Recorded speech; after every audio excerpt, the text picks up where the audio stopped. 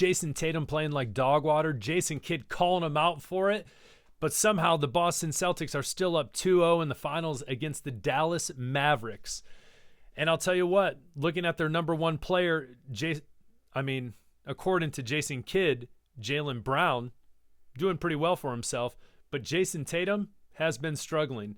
Now, going into Game 3 in Dallas, Jason Kidd has to know this is a must-win. Everyone knows it's a must-win. You'd have to be an idiot not to know it's a must-win.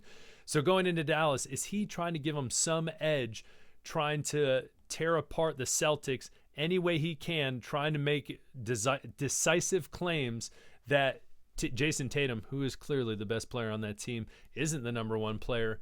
Let's kind of dive into it. So when we look at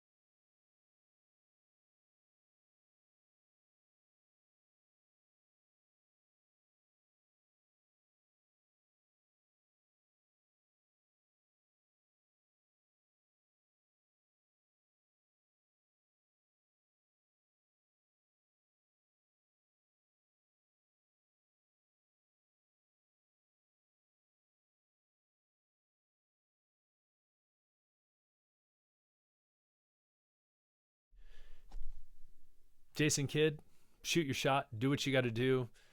You're in the finals. You're doing an awesome job. I don't think anyone would have ever thought in your career that you'd be coaching a team that made it to the finals. But do what you got to do to put your team in a position to win. If that's psychological warfare, do what you got to do, man. Also, I would say you're probably wondering, listen, man, Aaron, Celtics, they're up 2-0. You're really going to bring this up? Yeah, I'm going to bring it up. It's just an aspect that you never know. Hey, it could be possible. Also, I will point out that Kristaps Porzingis is injured.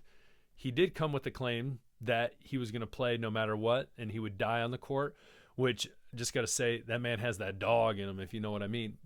But that being said, it looks unlikely that he's going to be playing for game 3, which could be huge for the Mavericks. And I'll tell you this, though the Celtics are up 2 games, I think it is still possible and in the realm of possibility that the Mavericks can still come back. Luka can dominate. He can go out there. He even says he needs to step up his game. I think that's a huge possibility. But at the same time, if he elevates his game, Jason Tatum, we have still not seen the best of him. So what's going to happen there? As well, never count Kyrie out.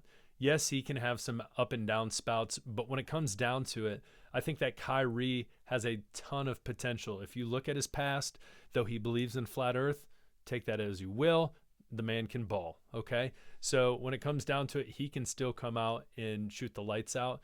And if other role players such as Washington step it up and can drain some threes, they can put him in the game. Game 2, they weren't far behind. They took the lead. They blew the lead. But when it comes down to it, they were right there towards the end of the game. With a home crowd advantage, Mark Cuban, who knows, maybe he's paying fans to be even louder, who knows.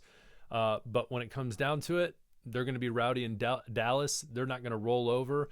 And Luka, when it comes down to it too, back to him, legacy is on the line for Luka.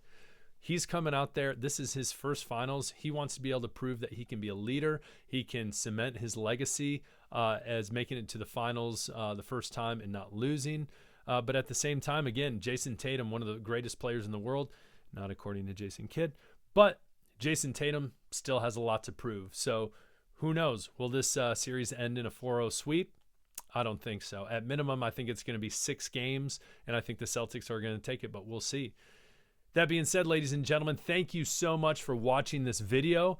Please hit that like button, subscribe, and come watch myself, Aaron, that's my name, Ben, and Nate daily for sports information, sports news, breaking news. Come join the huddle. Peace.